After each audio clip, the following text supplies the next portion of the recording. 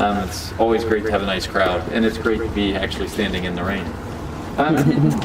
So I was going to cover a little bit mainly because we had to get the DPR credits about some of the work we're doing on pruning with cankers and managing these fungal pathogens as they invade into these cuts that we make onto these trees. And then we'll probably switch over to a little bit of some other components to think about, and of course you'll hear me get to eat a little bit of crow, which will be wonderful. So with pruning trees, it's always good to think about why you're going to make a cut on a tree. In mature orchards, we've done a lot of work within the university to show that there's really not much benefit in yield between pruning your mature orchard or not pruning your orchard. In the studies that were in Kern County, Modesto, and Colusa County, so Stanislaus County and Colusa County, as well as a few other small trials, they found no difference in yield between the pruned and unpruned trees of a mature orchard. So what does that mean? Well, your net revenue is going to drop because you're paying for pruning, you're paying for shredding, and so on. So why do you prune a mature orchard? And I'll switch over to young trees in a minute. But why do you prune a mature orchard? There's a lot of reasons why you prune an orchard. You got dead, diseased limbs that are in the way of the equipment. Sometimes you get a really tight canopy and you can't get venting out, and you get an increase of foliar diseases. Better distribution of sprays when you're spraying your orchard for navel orangeworm, as Chris is managing, or as discussing. So there's reasons to prune. So just because you hear no prune, we shouldn't prune, doesn't mean, just because you hear that, oh, pruning doesn't give you any benefit, doesn't mean you shouldn't prune. There are reasons why. Your tractor drivers also will thank you. So on young trees, let's switch over to that. Now, in that case, it's a little bit different situation.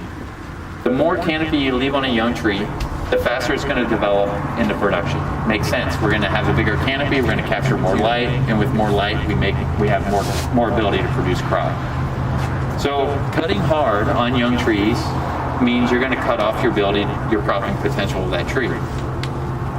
So that brings to the point, well, why do you even prune young trees? Why don't I just stick them in the ground and walk away? Well, I think many of us have seen that happen before, and what happens is structuring of that tree.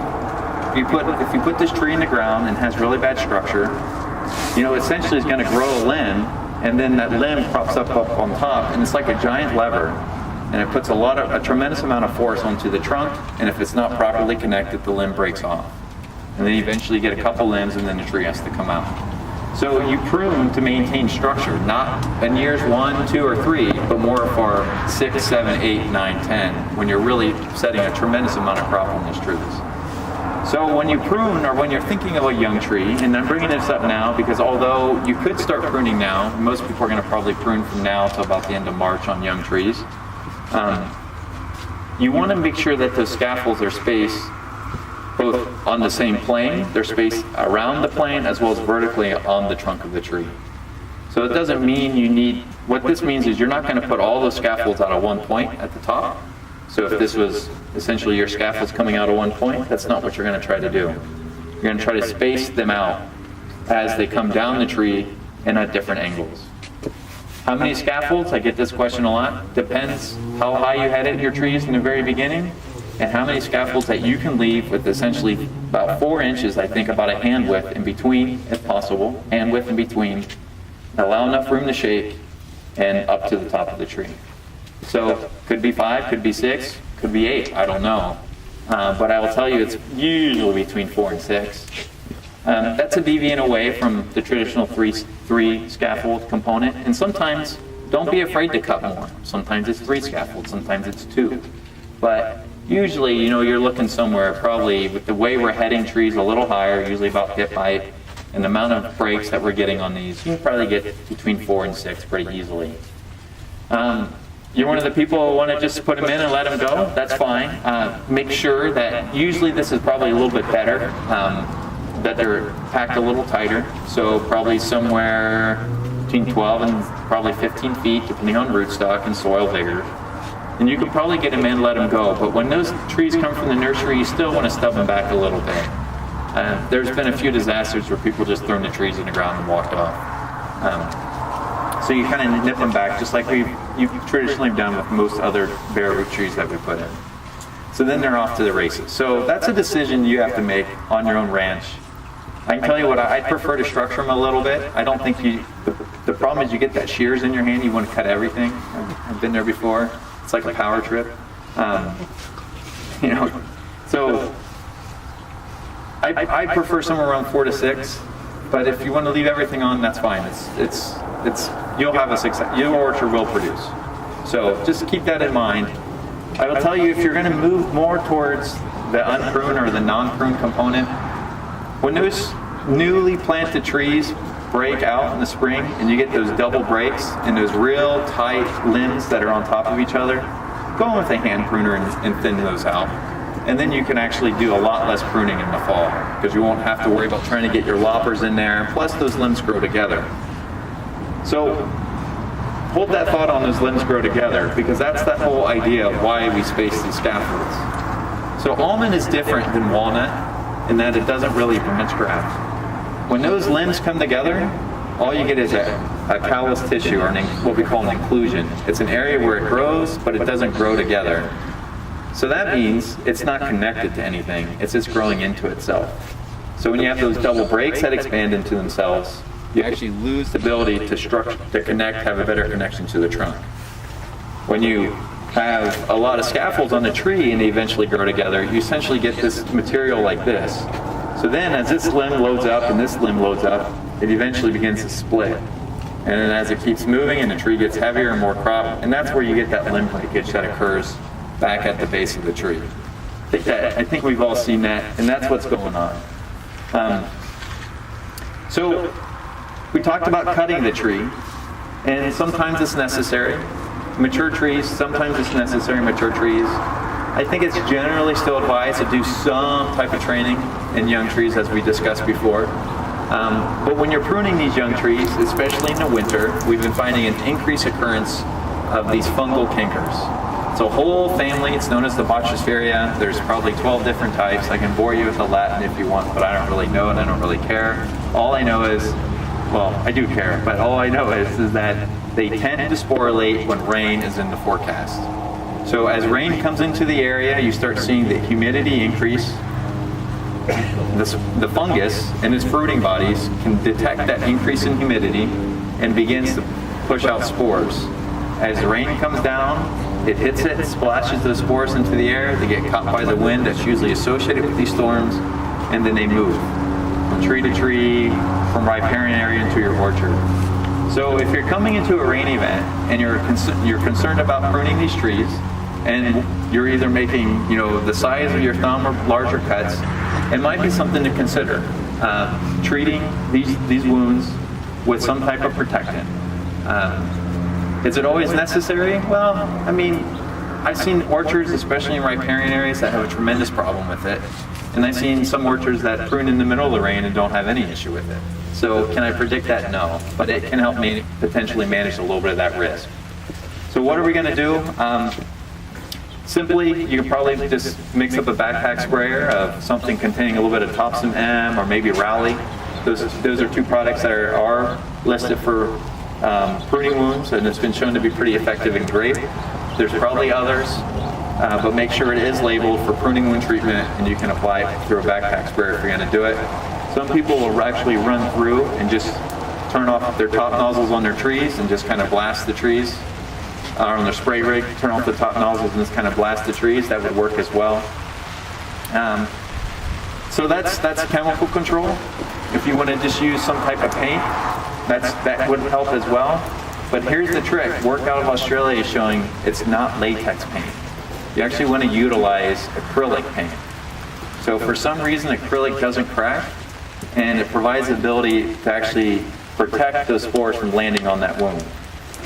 So let's think about the odds of this spore kind of flying through the air. There's probably millions of spores flying through the air right now. So the importance of probably applying a protectant is just as much tied to the size of the cut you're making on these trees. So if you're making a bunch of small cuts, probably not as critical as if you're making very large cuts. So when you make something this big, it has a lot larger of a landing surface than if you make a cut this big. And those are the type of cuts I think you want to protect. especially in a young tree. If you're pushing a lot of vigor in your young orchard and you're making relatively large cuts, that's probably the time to protect. Now let's think about the expansion of that protection. Do we need to go beyond year 2 or year 1? Well, our work has shown that if you can kind of get up onto these tertiary scaffolds, getting a little bit of fungus in there is not a problem. You can cut it out with your chainsaw and the branch will regrow. You get that on the trunk of your tree onto your primaries, that's a little different of a story. It's going to take away either the whole tree or a third of the tree. So in that case, probably after the first year of making major cuts, and then if you're making larger cuts in that second year, protecting those as well. I say that maybe in that second year, most people aren't. What I'm seeing, and maybe you guys are doing something different on your ranches, is that there's a few cuts per tree, but not very many. Usually 1 or 2 cuts, kind of thin it out and let it open up. But that's most of the pruning I'm seeing down on second leaf trees anymore. Okay, any questions on that? All right. Oh yeah. So how soon after? As soon as you can, before it rains.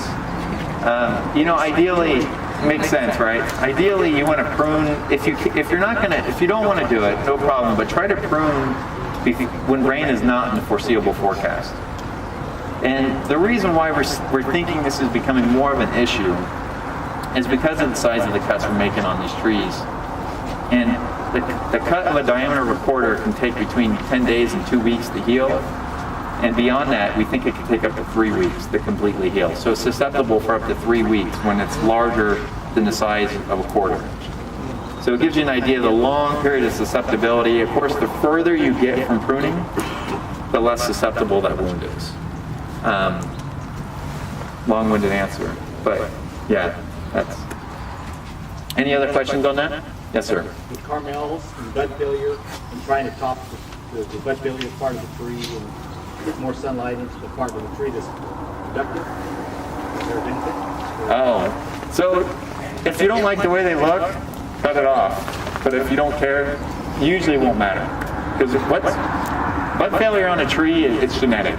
So it's the best way to think about it, it's a fuse. So you have, as you get further and further from this original line of carmel, the tree has an increased susceptibility to bud failure. Bud failure is triggered by stress in the environment, which happens to all these trees, and as you get further from that original lineage. So as you get nursery stock that's several bud generations older from this original line, it's closer to exhibiting bud failure, and then it's triggered easily with stress. So once that happens, that generation of buds in that tree will exhibit vegetative bud failure. So that vegetation is shading out the part that's still producing down below. Well, yes and no. So when that is true, and it's going to die back, but usually you tend to see these trees produce the same if you prune it or not. I want to be that experience. Yeah, and that's kind of. And the other thing to keep in mind is vegetative bud failure. So if you ever notice carmels with a lot of bud failure tend to alternate bare, and what you tend to see is they'll push out its vegetative bud from that initial, the last viable generation, and then these early differentiated buds that occur in May or growing in May will actually develop into fruit bud. Fruit bud on that bud stick, that bud failure stick, fruit bud will actually germinate and flower instead of crop. So you tend to see nuts stuck on these rat tails, and you wonder, well, I don't have any leaves. What's going on here? And that's because the vegetative buds are failing, not the fruit bud. So cutting it out it makes the trees look a little bit better, but it won't decrease your crop, but it will cost a little bit of money. It's just preference, what it comes down to. I know a lot of people cut it out because they get snaggy, and those limbs break off, and then they get in the way and things like that. That's more reasons why they go through and prune it off. But I don't think you'll get much of a yield benefit out of doing that.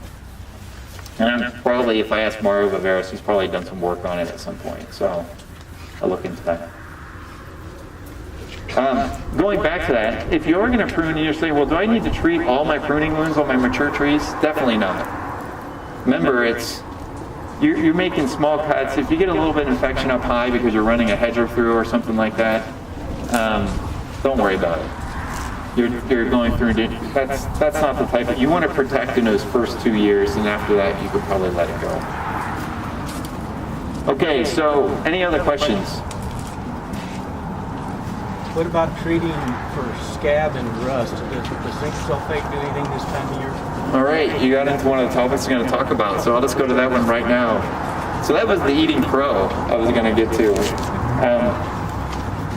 Over the past probably 10 years, there's been a strong recommendation to apply heavy rates of zinc sulfate, between 20 and 30 pounds to these trees that cause some defoliation, especially if you're battling rust issues.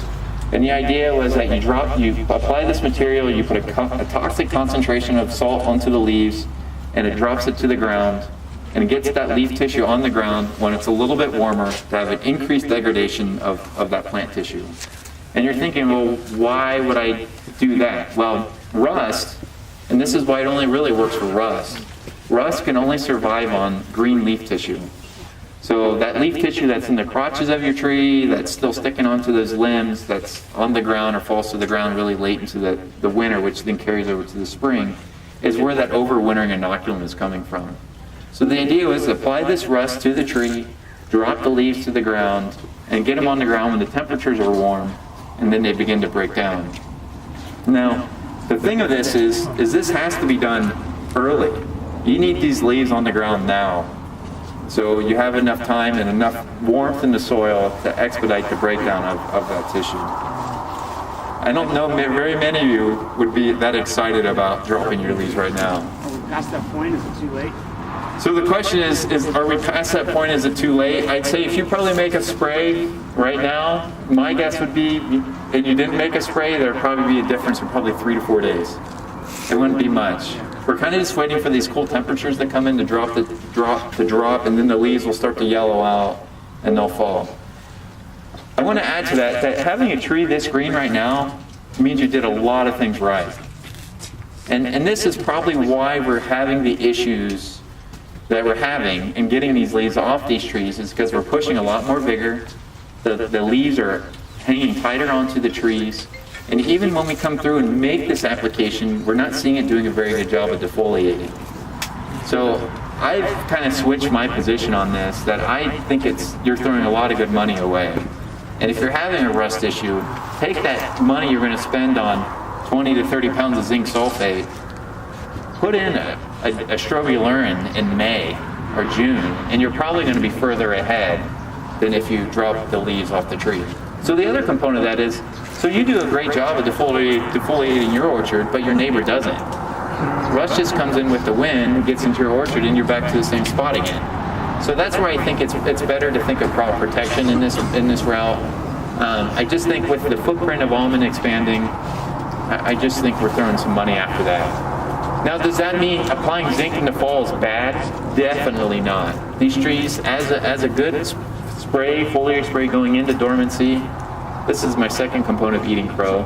A good spray of going into dormancy, there is a benefit of foliar nutrients to reduce deficiencies that occur in early spring.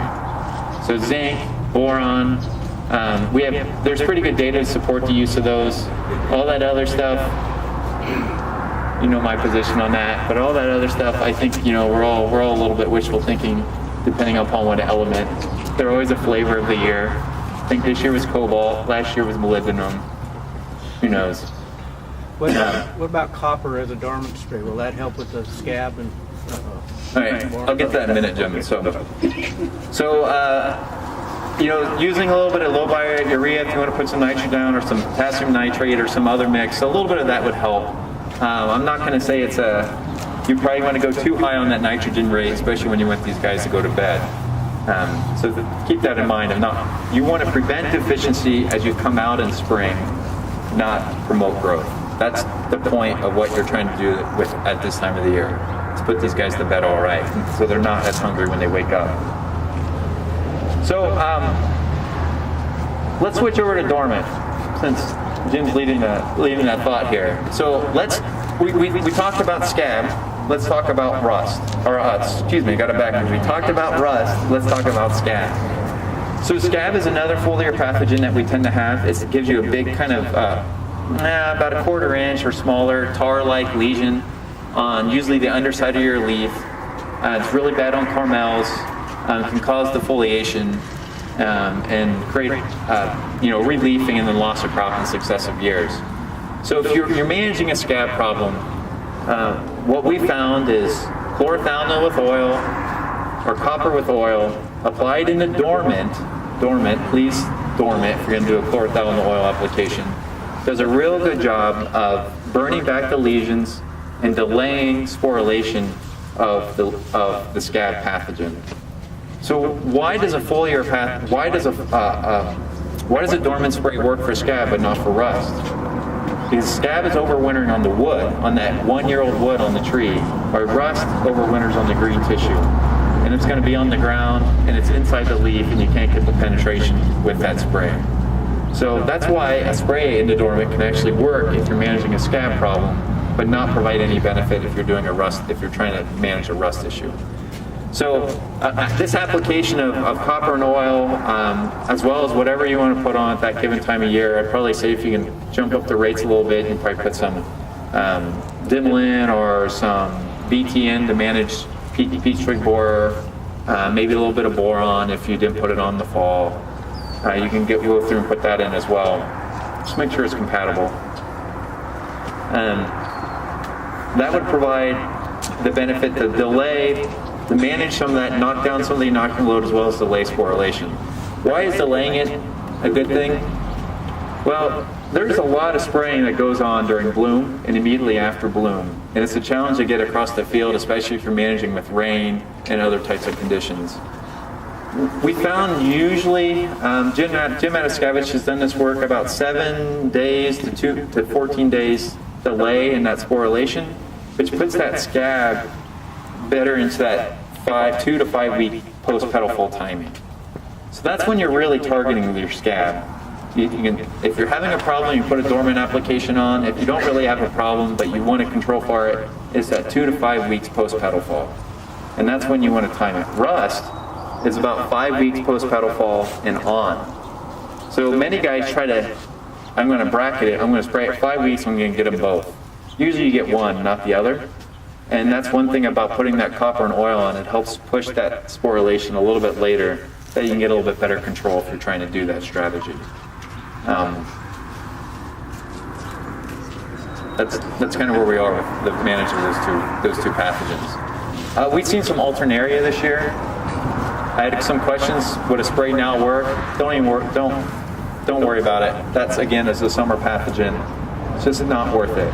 I also tell you, if we walked into this orchard, I could find you alternaria. As these leaves begin to senesce, alternaria, it's just like rust and scab, it's everywhere, and it begins to infect the weakened leaves as they begin to drop off the tree. You see all kinds of weird stuff on the leaves right now, and that's because that's happening. It's kind of like when you get sick or you get older, you tend to catch more things. So your immune system's just weakened. Okay, so I want to talk about a few other things, but any questions on disease management? Okay, this is the great thing about batting cleanup. You guys have been talked out all morning. It's wonderful.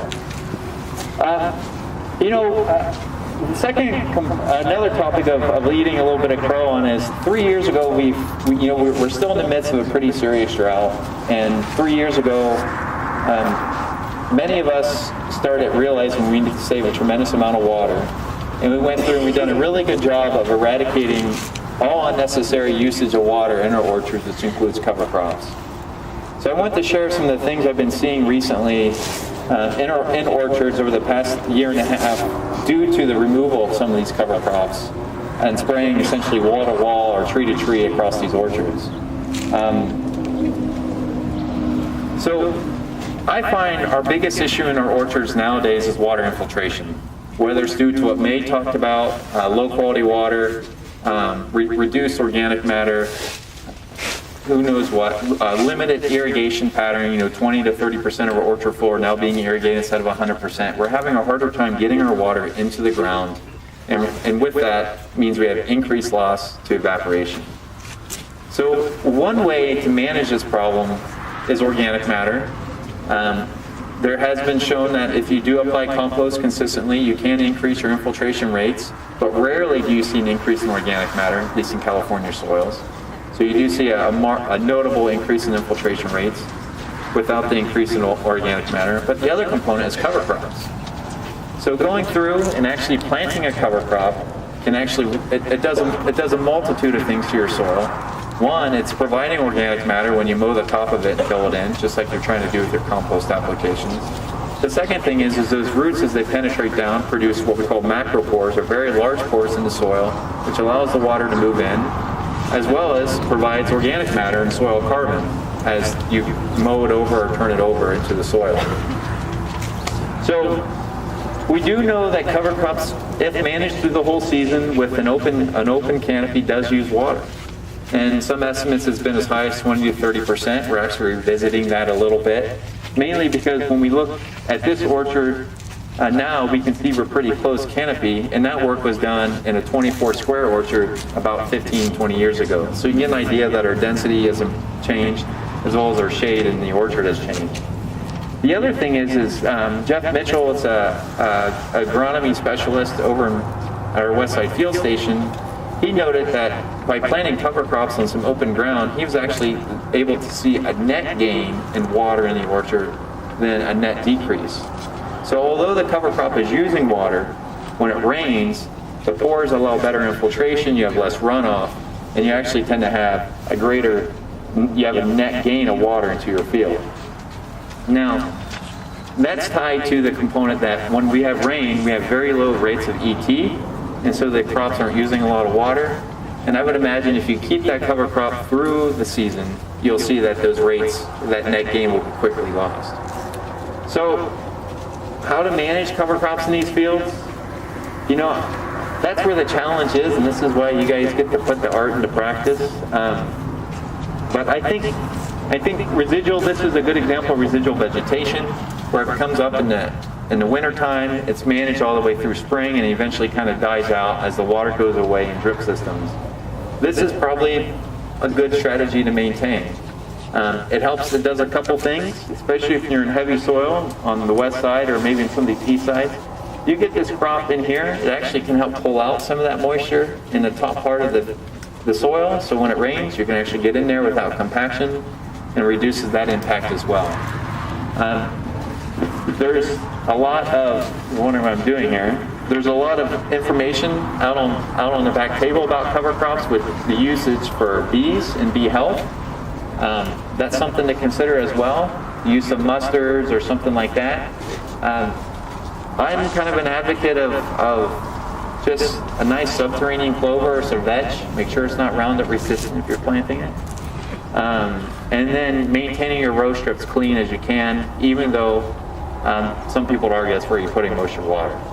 So think about it. It's something we used to do a lot more frequently, and with the pressure of the drought, I can understand why people removed it, but it should be something that we should remove completely from our systems, because there are a tremendous amount of benefits.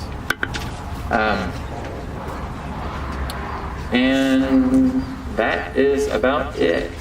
Before you move off of cover crops, so one of the partners in our project is Project Apis M, the bee people, and so this is their brochure on cover crop planting, and he just sent me a little bit of information, which I don't know, maybe good or maybe bad. But the best location, as David already said, they can also be along fence lines, along roads, along levees, or in adjacent fallow fields. So he says the price for 50 plantable acres, good enough for about 100 acre block, should be about $1,900. And he said, I always tell growers that a 1% increase of organic matter means their soil has an additional 19,000 gallons of water holding capacity. So if you're interested in more information about the Project Apis M, particularly the growers that are enrolled in the San Joaquin Sustainable Farming Project, we want to work with you to actually try some of these covers. And I think they have 3 different planting mixes over there. There's a mustard mix, a clover mix, and a vetch. Yeah, so anyway, he wanted to be here today to talk a little bit about this, but it turns out there's some bee conference in Oregon. I heard you scared away by the rain. Well, I could be, but it wasn't going to rain. So anyway, more information about this on the back table, and if you have more interest, we can connect you up with Billy. You know, this one thing with the cover crop to think about, how many of you guys put compost in your field? How much is a ton of compost? 30 bucks? Yes. So a good cover crop program is probably running, you know, $20 an acre for seed, then you have to put it in, so you're probably running around $35 to $40. I know there is a nutrient benefit to that compost. You know, some people question it, but it's just another thought to keep in mind. You're only getting a ton of material out of that. In comparison, you're probably going to get a little bit more with the utilization of a cover crop. Any questions? What's your thoughts still on fall boron and the bloom time? Oh,